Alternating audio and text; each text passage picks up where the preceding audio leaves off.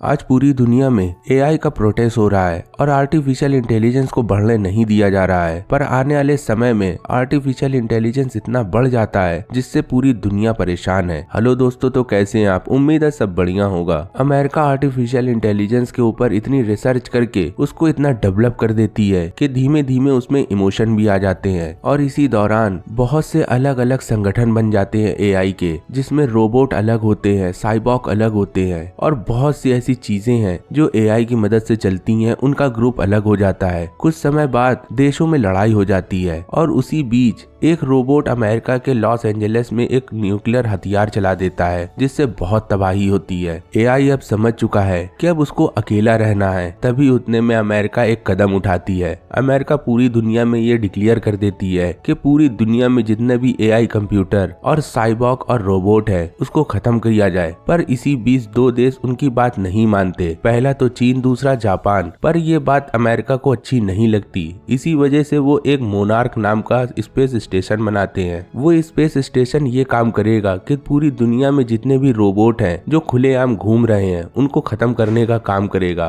और जितनी भी ऑर्गेनाइजेशन चल रही है रोबोट्स की या एआई की, उनको खत्म करने का काम करेगा। और नोमार्क स्पेस स्टेशन लास्ट में यही काम करता है। वो जगह जगह पूरे एशिया में ये ढूंढता है कि रोबोट्स और एआई कहाँ रहते हैं और उनको खत्म कर देता है। नोमार्क और कुछ कमांडो को एक ऑर्डर मिलता है। ऑर्डर ये होता है कि वो किसी टापू में क्रिएटर को ढूंढे। दरअसल उनको एक खबर मिली थी कि एक टापू में वो क्रिएटर है जिसने एआई को सबसे पहले डेवलप किया था। अमेरिका को पता चलता है कि क्रिएटर एक टापू में रहता है। और फिर हम दूसरी तरफ देखते हैं टापू में एक आदमी जिसका नाम टेलर होता है, उसकी एक बीवी माया और वो प्रेग्नेंट होती है। वो दोनों हंसी खुशी उस घर में रहा करते थे। तभी उतने में वहाँ नोमार्क और कुछ टीम आ जाती है और वो उन पर हमला कर देती है। टेलर उनको बचाते हुए एक सिपाही को पकड़ता है जिसका नाम ड्रू होता है। टेलर उससे बोलता है, आखिर तुम यहाँ क्या करने आए हो? तभी ड्रू बताता है, मुझको पता चला है कि यहाँ एक क्रिएटर है जिसने एआई को डेवलप किया है। तभी टेलर बोलता है, नहीं ऐसा कुछ नहीं है यहाँ। और ये सारी बात माया सुन लेती है और वो अंदर से टूट जाती है कि उसका पति इतने दिन से उसको धोखा दे रहा है। माया के लोग उसको वहाँ से ले जाने लगते हैं और ये चीज नोमार्क भी देखता है और सभी टीम देखती है। और नोमार्क एक बम फेंक देता है उस टापू में जिससे सारे लोग मारे जाते हैं। बस टेलर बच जाता है। फिर हम इस कहानी में देखते हैं 5 साल बाद टेलर अमेरिका में रेडिएशन खत्म करने का काम करता है और वो अपने घर चला जाता है। टेलर अपने स्विमिंग पूल में नहा रहा था। तभी उतने में वहाँ 2 बड़े अधिकारी आते हैं। उनमें से एक अधिकारी बोलता है, तुमको एक मिशन दिया जाएगा और वो मिशन में तुमको बहुत जरूरी काम करना है। टेलर बोलता है, कैसा काम? तभी वो अधिकारी बोलता है, अल्फा ओ एक वेपन है और वो पूरी दुनिया के एआई और पूरी दुनिया के कंप्यूटर को खत्म करके अपने कंट्रोल में ले लेगा और तुम्हें वो वेपन खत्म करना है। टेलर बोलता है, नहीं मैं ये सब नहीं करूंगा। तभी उतने में अधिकारी उसको एक वीडियो दिखाती है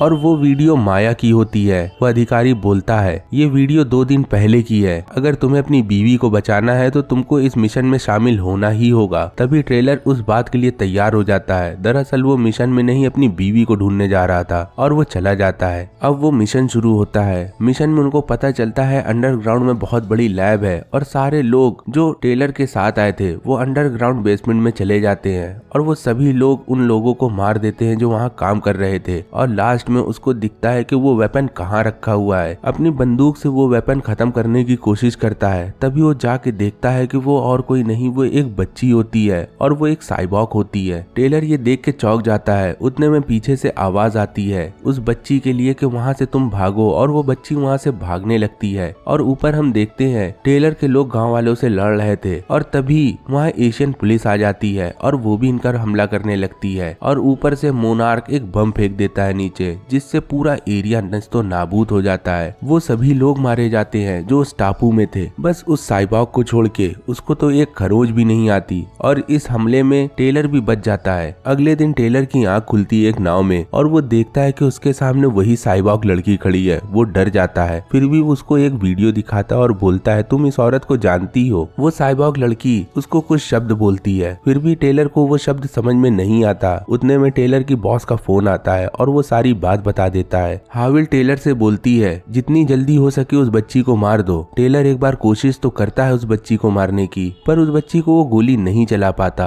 वो लड़की को लेके टेलर अपने साथ चला जाता है और उसके पीछे यूएस आर्मी भी होती है, पर ये बात टेलर को नहीं पता थी। टेलर अपने दोस्त ड्रू के पास जाता है। ड्रू दरअसल ये वही आदमी है जिसने टेलर और उसकी बीवी के ऊपर हमला किया था कि ड्रू को ये बात नहीं पता कि वहाँ कोई क्रिएटर नहीं है। ड्रू उस साइबॉर्ग बच्ची को टेस्ट करता है और टेलर को बताता है कि ये बच्ची जैसे जैसे बड़ी होगी इसके पास एक गजब की शक्ति आ जाएगी और उस ताकत से ये पूरी दुनिया में जितने भी कंप्यूटर है और जितने भी एआई मशीनें हैं वो सभी चीज को कंट्रोल कर सकती है और मेरा मानना है ये शायद नोमार को भी कंट्रोल कर देगी। तुम्हें ये एक बच्ची दिख रही होगी पर मुझे एक चलता फिरता हथियार दिख रहा है। तभी उतने में वहाँ यूएस आर्मी आ जाती है, वो भी साइबॉर्ग होती है, वो इनके ऊपर हमला कर देती है पर ड्रू वहाँ से भागने में कामयाब हो जाता है और टेलर उस बच्ची को भी साथ में ले लेता है। टेलर उस बच्ची से बोलता है तुम्हारा क्या कोई नाम है? वो बच्ची बोलती है उसका नाम अल्फी है। अल्फी से टेलर एक बार फिर बोलता है क्या तुम माया को जानती हो? तभी अल्फी उसको एक रिंग देती है और बोलती है ये रिंग मेरे पास है बस। टेलर वो जब रिंग ट्रैक करता है तो उसको वही लोकेशन पता चलती है जिस लोकेशन में पिछली बार बम गिराया गया था और वहाँ माया मारी गई थी। टेलर फिर वहीं पहुंच जाता है और वो चारों तरफ ढूंढता है पर उसको कोई माया या उसका कोई सबूत नहीं मिलता। पर उतने में वहाँ एशियन पुलिस आ जाती है और उन पर हमला कर देती है। ड्रू अपने जहाज से उन लोगों को वहाँ से निकाल लेता है पर इसी अफरा तफरी में ड्रू को बहुत गोली लग जाती है और वो मरने से पहले टेलर को बताता है कि हमारे पास पक्की खबर थी कि तुम्हारे जहाँ तुम रहते थे वहाँ क्रिएटर है, पर मुझको ये बाद में पता चला कि क्रिएटर और कोई नहीं वो माया थी। ये बात सुन के वो चौंक जाता है और अपने मन में सोचता है माया ने उसको कभी बताने की कोशिश नहीं करी। और इस मोमेंट में हमें पता चलता है कि टेलर अपनी जिंदगी जी रहा था और माया अपनी जिंदगी जी रही थी। दोनों की अलग अलग सीक्रेट लाइफ थी। उस जगह फिर एशियन आर्मी आ जाती है और वो उन सभी को पकड़ लेती है। उनमें हारोल्ड एक सिपाही होता है, वो बताता है हम साइबॉर्ग और एआई को खत्म नहीं करना चाहते और जो अमेरिका में हमला हुआ था वो हमने नहीं, वो इंसानों की गलती थी और पूरी गलती वो हम लोग के मत्थे रख दी गई और हम लोग को खत्म करने लगे। रोबोट तो इंसानों के साथ पीसफुल रहना चाहते हैं पर इंसान हम लोगों को खत्म करना चाहते हैं। और ये सारी बात वो सबको बताने की कोशिश कर रहा था और ये बात टेलर भी सुन रहा था। दूसरी तरफ हम देखते हैं अल्फी गांव के बच्चों के साथ खेल रही थी पर उतने में यूएस आर्मी का हमला हो जाता है और बहुत बड़े बड़े टैंक उस गांव को डिस्ट्रॉय करने लगते हैं। पूरे गांव में अफरा तफरी होती है। अल्फी आगे बढ़ती एक रोबोट को अपने काबू करने लगती है पर टेलर सही समय में आके अल्फी को वहां से ले जाता है और वो रोबोट ब्लास्ट हो जाता है। गांव के सारे लोग उस हादसे में मारे जाते हैं, बस टेलर, अल्फी और हारोल्ड बचते हैं। हारोल्ड टेलर को बताता है जब तुम दोनों की शादी हो गई थी, शादी के बाद भी माया और कोई नहीं, वो क्रिएटर है। तुम लोग जब साथ में रहते थे तो माया ने अल्फी को बनाया था और अल्फी के अंदर ऐसी ताकत है जिससे सभी एआई को वो कंट्रोल कर सकती है और इसी वजह से अल्फी दुनिया में पीस ला सकती है और सभी लोग शांति से रह सकते हैं। ये सारी बात बता देता है। अंत में वो एक टापू में पहुंचते हैं और टापू के लोग उनको एक मोनेस्ट्री में ले जाते हैं। टेलर को यहाँ पता चलता है कि पूरे गांव में कोई भी इंसान नहीं है उसके अलावा। इस गांव में सारे साइबॉर्ग है और सारे रोबोट है। टेलर एक मंदिर पहुंचता है, अब वो माया से मिलेगा पर वो देखता है कि माया तो वेंटिलेटर में है और वो कभी भी मर सकती है। तभी उतने में वहाँ एक मॉन्क आता है और मॉन्क टेलर से बोलता है तुम्हारा सफर सही तो रहा?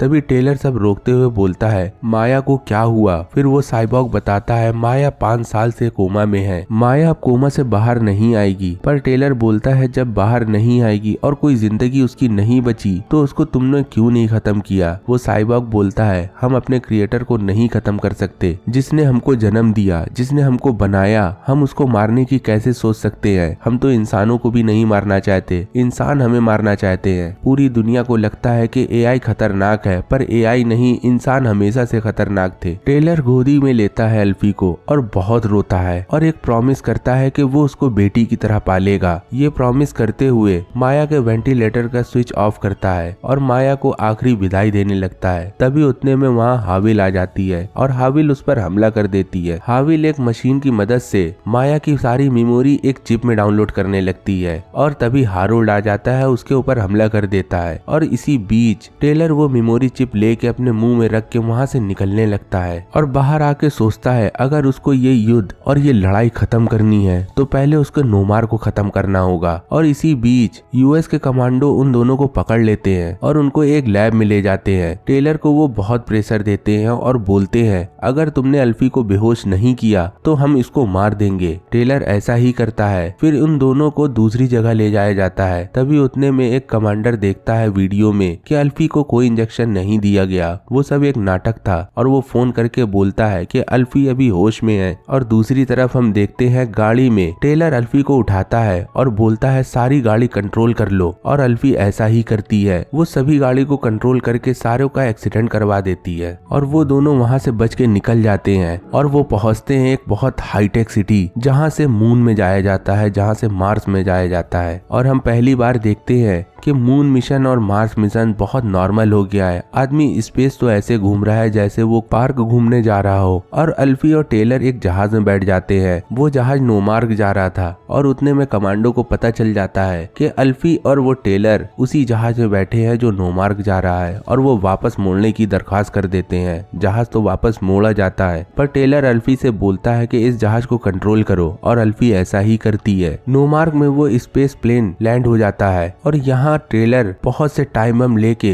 उस नोमार्क में लगाने लगता है। और दूसरी तरफ अल्फी नोमार्क का पूरा सिस्टम डाउन करने लगती है कि वो कोई अटैक ना कर पाए। पर अभी नोमार्क का स्पेस स्टेशन पूरी तरह से अल्फी के कंट्रोल में नहीं था, वहाँ का कमांडर भी चला रहा था उसको। टेलर सारे बम लगा देता है स्पेस स्टेशन में। अब वो सारे बम ब्लास्ट होने ही वाले थे और ट्रेलर अल्फी को लेके एक स्पेस शटल में ले जाता है। तभी उतने में वहाँ एक बहुत बड़ा रोबोट आ जाता है जिसके टेंटिकल्स होते हैं और वो टेलर के ऊपर हमला कर देता है। टेलर जैसे तैसे उस रोबोट को हराता है और अल्फी को स्पेस शटल में बैठाल देता है और वो धरती के नीचे जाने लगती है। और दूसरी तरफ हम देखते हैं वो नोमार्क, जहाँ चारों तरफ बम लगे थे, नोमार्क जगह जगह से ब्लास्ट होने लगता है। अब वो कंट्रोल में नहीं है और वो धरती की तरफ आने लगता है और अंत में आके वो धरती में ऐसा गिरता है कि बहुत बड़ा ब्लास्ट होता है। सारे रोबोट इस बात से खुशी मना रहे थे कि अब उनको मारने का कोई हथियार नहीं है, अब वो नहीं मरेंगे। और दूसरी तरफ हम देखते हैं अल्फी स्पेस कैप्सूल से बाहर निकलती है और बहुत रोती है। उसके माँ, उसके बाप दोनों अब इस दुनिया में नहीं है। हम देखते हैं नोमार्क के अंदर का नजारा। जब नोमार्क जमीन की तरफ आ रहा था तो टेलर ने वो चिप लेके